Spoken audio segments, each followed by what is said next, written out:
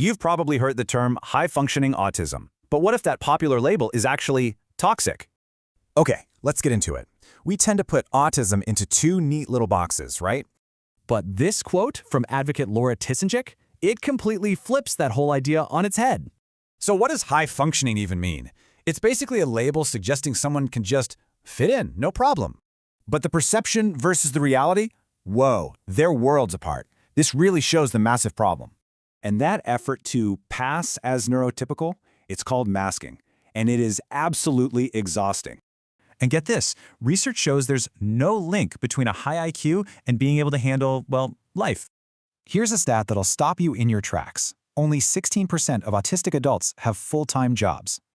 So here's the real danger. This label is literally used to deny people the support they actually need. Okay, but what about the other side? Well, low functioning is just as destructive, just in a different way.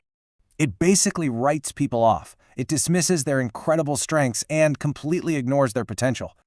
Okay, let me tell you a story. Here's a so-called high-functioning person, a mom, an advocate, a student. Now let's look at a low-functioning person, someone who struggles with shopping, communication, and basic daily tasks. So here's the twist. It's the exact same person. The writer, Cat Williams. Her story proves that functioning isn't a fixed thing. It can change dramatically day by day. So, why do we use these labels at all? It's all rooted in a completely flawed idea. Most of us picture the autism spectrum as a straight line, but that's wrong. There's a much better model.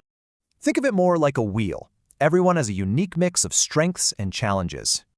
Okay, so if we ditch the labels, what do we say instead? That's the big question, right? It's actually pretty simple.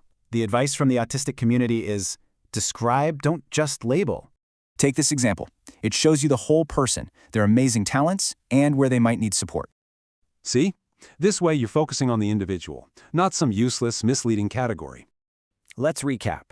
These labels aren't just inaccurate, they cause real harm and create barriers to getting help. Shifting our language is such a simple change, but it's a powerful way to show real support.